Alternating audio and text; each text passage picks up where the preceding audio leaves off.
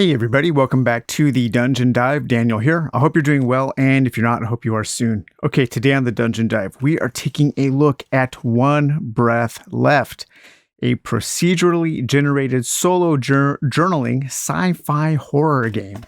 Let's read a little bit about One Breath Left. Move with caution, reclaim useful tools, track your oxygen levels, investigate rooms for clues, reveal the ship's schematics, survive.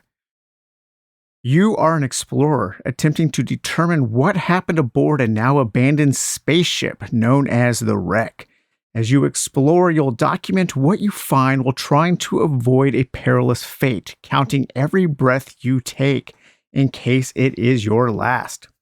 This is a game from Stout Stoat, and that is at stoutstoat.co.uk.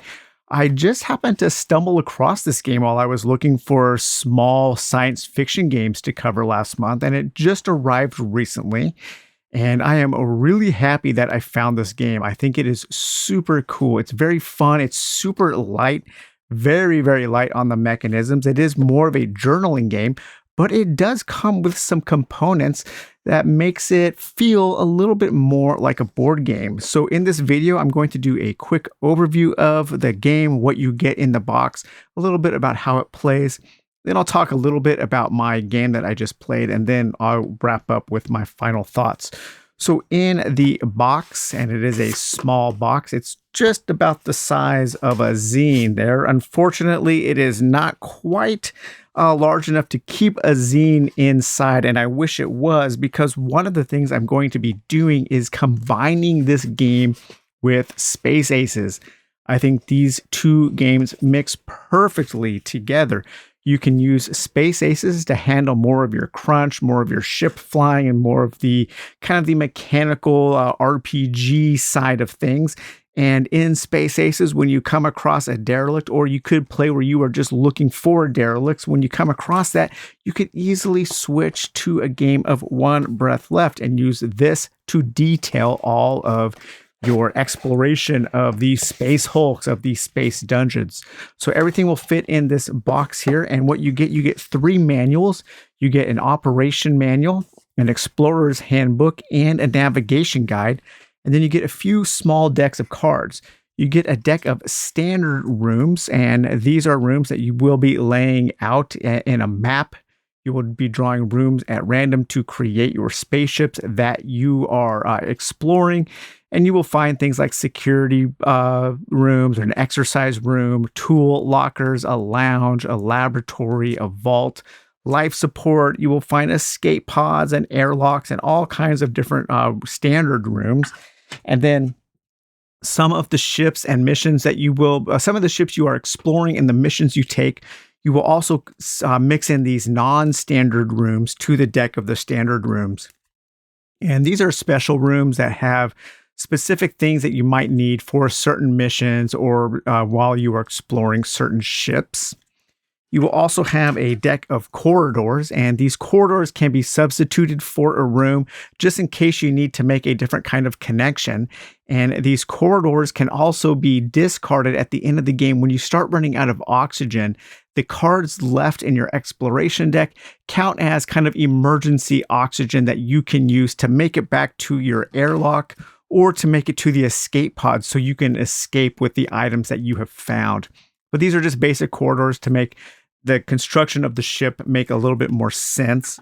And then you will also have a small deck of item cards, and these are tools and things that you can discover while you are on your exploration journey, such as a diary page, enhanced warning sensors, a master key card, multimodal analytics module, a repair kit, a spectromagnetic camera, toolbox, and so on. So little items that can help you tell your stories and can add some mechanical benefit to the mission that you are on.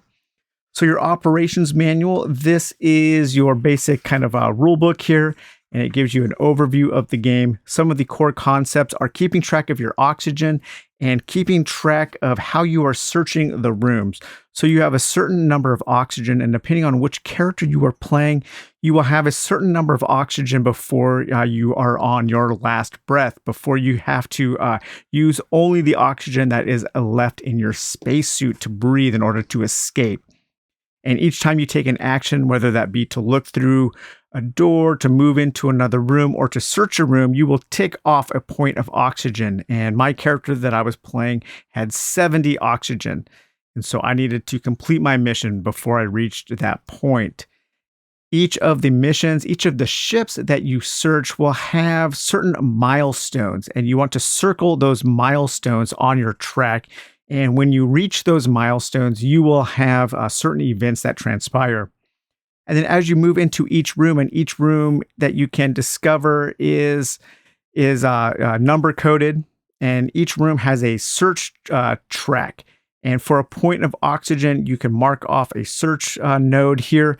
And when you hit the numbers, then you have a random encounter, or you have an event that you have to it's more like a prompt. You have an event prompt that you have to react to, and that will be detailed in the navigation guide here. And then some of the rooms will have these circles here. And when you mark off a circle, you have found a clue. And a lot of the missions, you need to find certain clues in order to figure out what is going on the ship. This is the main kind of chart, or the main sheet of mechanisms. This game uses no dice. It has almost zero rules except for tracking things and ticking things off on these various tracks there. But the rules are pretty well written. I love these little books. They're really nice. It's very kind of a cozy game, you could say. It says that it's more of a horror game. The two games that I have played, I didn't lean into the horror aspect. I was thinking it more in terms of kind of a pulp fiction adventure in space, like Space Aces. As a matter of fact, I took one of my characters, Sam Foyle, from Space Aces, and I decided to tell his stories of when he was younger in One Breath Left. But you could lean more into that horror or the survival horror element, but I just decided not to in the games that I was playing. But the rules are pretty well written. They have examples of what you need to do, all of the things that you can do. They have details of all of the different tools you can find, all of the different items and what those do. And I really like this section here. It's all about this legacy section. So as your character progresses, there really isn't character stats or anything like that, but you can create kind of a legacy of your character by giving your characters that come next, giving them tools that you had in your possession, or maybe they can start with a certain number of clues, just the things that your character, different ways that your character impacts the world of One Breath Left. And then the Explorer's Handbook. This is kind of where we get into the real meat of the game here. The Explorer's Handbook will detail the various characters that you can play, the various missions, and the different kinds of ships you can explore. So by combining the different characters, the different missions, and the different ships, there is a lot of variety to this game, even though most of the games kind of play out the same. There's some good narrative and good fiction, good variety in the fiction, I should say. So here we have our ID cards, and these are the various characters. So we have a character called the Analyst, we have the Applicant, we have the Nomad, the Patient, and the Radical. And each of the characters will tell you how much oxygen they start with. So the Radical starts with 60. It'll give you a little bit of some keywords to give you the style of this character. So the style of the Radical is conspiratorial, curious, driven by answers over profit. Each of the characters will have a special skill that they can use. So the Radical's skill is word of mouth. If you successfully escape a wreck, you can convert sets of 3 clues into favor. So the more clues the Radical finds, the more favor he ends the game with. And there are 2 currencies in the game, and those are mainly used for story elements. And those currencies are cash and favor. And each of the character has different desires. And so that's why you are going on these excursions into these derelicts to get cash and to get favor in order to to fulfill these desires. So for 1 cash, the radical, a week's rent for your chapter house. Or you can get 1 favor, a hot tip on a new black site. Or for 9 cash, you can outreach costs for a grassroots awareness campaign. Or for 7 favor, you can leverage in a threatening legal situation. And then you have a little interview log here, so you can kind of fill in some of the background information about your character. You are not a professional explorer. What is your normal job? What skills allows you to do this as a hobby? What stops you from exploring full time? And so on. And each one of these characters will have different desires, will have a different kind of style, a different skill, and a different interview log. Again, it's all very simple. There aren't a lot of mechanisms in this game. It's all given to you so you can better tell your story of what is happening. And then here we get into our section on contracts. And the contracts are the various missions you can take. Each contract will have a little setup and tells you maybe some special rules for that contact or that contract. And here, this asset acquisition, we were trying to find loot. It gave us rules about how, once you found your loot, how you needed to haul the loot and what you got for securing that loot. And then if you failed to get that loot out of the ship, what kind of thing would happen to you in your epilogue, your failure prompts. And each of that contracts is different. So we have the asset acquisition. We have the footage discovery. Your employer, Jormund Astrotech Incorporated, would like you to obtain a digispool containing important recordings. Once you have obtained the footage, your instructions are to escape the wreck and remit the footage to Jormund.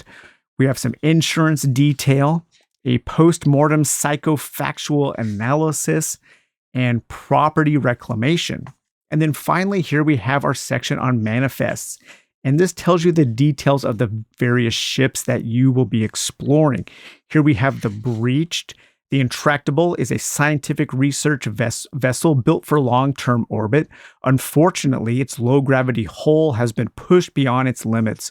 Pressure is mounting. It will not remain intact for much longer. And then each of the ships will have these peril events. And those peril events correspond to points on your oxygen tracker. And you want to circle those numbers of when those peril events happen. And when your oxygen meter reaches that spot, you turn to the Explorer's Handbook and then you react to the peril event prompt. And these can be mechanical or fictional. And we have the Infected ship here, and that gives you all of the various things that you will do with the peril events and the infection prompts. We have the Rated ship there with a different setup, the Shifted ship there, and the Stalked ship. And that's all of the ships that you can explore. So there's a really good combination of explorers, of crewmen, of different contracts and different ships to explore. And by mixing and matching those, you can create a pretty games that are different from one to another. And then finally, we will have our navigation guide. And this navigation guide corresponds to the various rooms that you will be exploring. When you enter a room, you will look up the number and you will turn to that number in the navigation guide. And that will give you a little write-up about the room, what kind of room it is, what is happening there. You might have some special rules based on what mission you are on, or maybe based on what ship you are exploring.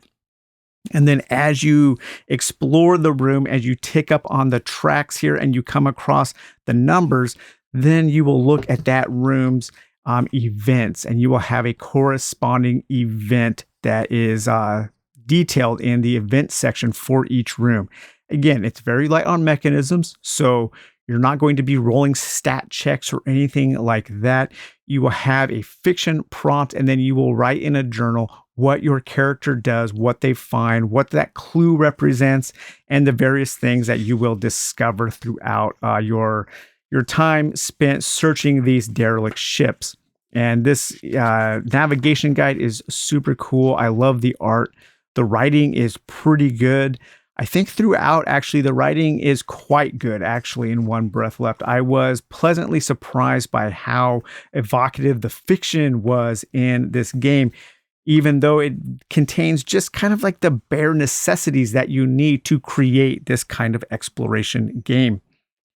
Once again, though, I did want to introduce some things from Space Aces into this game. I think the very light rules, the mechanisms of Space Aces are very quick, very snappy. And because there are really no mechanisms in One Breath left, it's very easy to add things to the top or on top of it as another layer of complexity.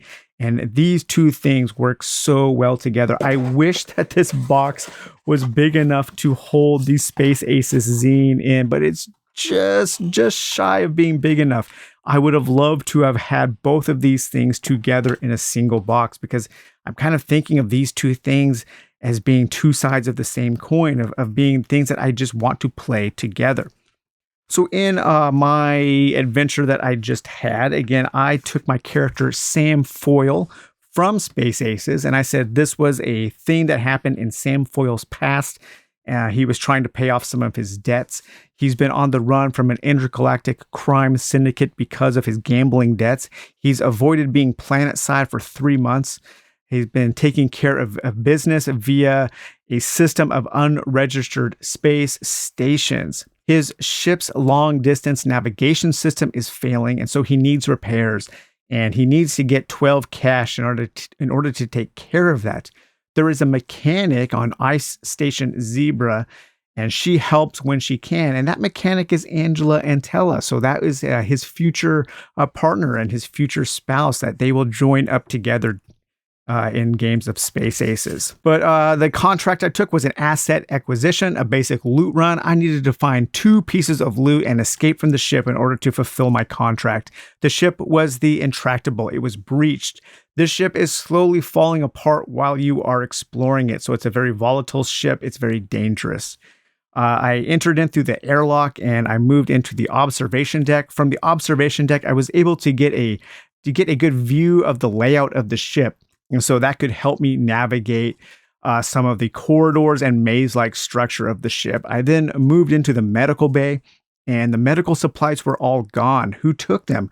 Maybe the previous crew when they abandoned their ship. But why? Why did they abandon their ship? I don't think I really ever found out why. I then moved into the captain's quarters. Very comfy. It must be really nice to have been a captain on the Intractable, because the captain's quarters were nice. They had very, very luscious living corridors for a captain of a ship.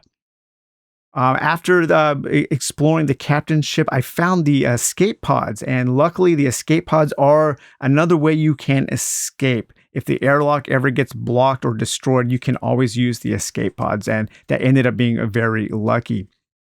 I then moved into the crew's quarters where I went back to the medical bay. That's right. I went back to the medical bay and decided to complete my search of the medical bay, because in order to find the loot that I needed, you have to complete a room's search track. And so I completed the medical bay's search track, and I found scrounging through the cabinets and the drawers, I was able to actually find a biometric scanner, and that was one of the pieces of loot that I needed to complete my mission. I then moved into the crew's quarters. This is where the crew lived, almost entirely deserted. Just it looks like a wreck happened in there. Everything was scattered about.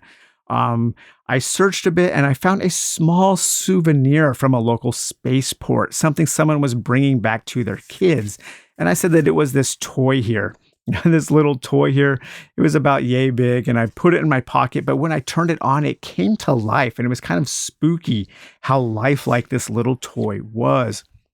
After searching the crew's corridors, the ship started shaking violently, and it was not holding together. It had taken too much damage and was starting to fall apart.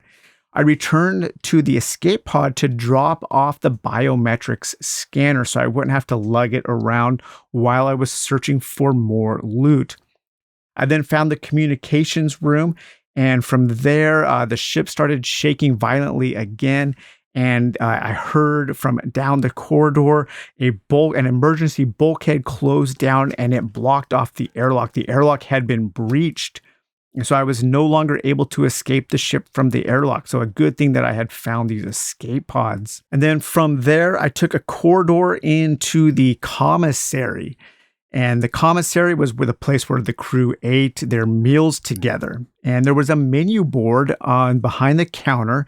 And on the menu board, somebody had written Captain Weinhard's root beer. And Captain Weinhard's root beer is one of Sam Foyle's favorite drinks. However, it was crossed out with the words sold out scrawled on top. That was Sam's favorite drink, and I spent time searching the commissary, hoping to find one last bottle of Captain Weinhard's, and I got lucky and discovered one that was stashed away behind some old gallons of space milk. Somebody was stashing a bottle of Weinhard's behind the milk to save for later. Unfortunately for the crew, there wasn't a later. And there's what a bottle of Captain Weinhard's root beer looks like. I then decided to search more through the commissary, and after searching for a long time, I found a long-lost guidebook, a cookbook detailing the exotic delicacies from around the galaxy, and that is the Pan-Galactic Gastropub Crawler's Guide to the Galaxy. I actually found this famous book, and it's a digital book there. There it is right on the front. It says, "Don't Go Hungry, the Pan-Galactic Gastropub Crawler's Guide to the Galaxy." Some collector will pay a lot of money for that famous book. And so with that in tow, I decided to head back to the escape pod, and none too soon, because the ship started collapsing in on itself as I was racing back to the escape pod. I got to the escape pod. I was able to blast off and flew around to the airlock where my ship was docked, got into my ship, and took off. And so Sam Foyle was able to complete his contract. So One Breath Left. One Breath Left is a very light game in terms of mechanisms. It is very simple. You can be up and playing in a matter of minutes. If you are looking for something that has dice rolling and stat checks and those kind of mechanical things that we often love in dungeon crawls and space derelict crawls and adventure games, you won't find that here. What you will find is a good sense of adventure if you like responding to fiction prompts, and if you like spending the time to stretch your imagination to come up with interesting connections between what is happening from one room to the next, from one prompt to the next, why your character is there, what their background is. If you like coming up with ideas about what happened to these ships, or why they are abandoned, or what is going on in this world, I think you will really like One Breath Left. Again, if you want some more mechanisms, if you want some more detailed ways to handle things like stat checks or to handle more direct conflict, you can very, very easily add Space Aces, the new guidebook, on top of this game to create a kind of Voltron-like combination of two games together that work perfectly in tandem. I really do like One Breath Left. This is the kind of game that I really cherish these days. These little kind of indie games that just do something a little bit different, and they leave me feeling fulfilled afterwards without a lot of work on my part as the player. Very cozy, very easy, effortlessly easy to get into and to mine the fun out of. So if you want something like that, I do recommend checking out One Breath Left.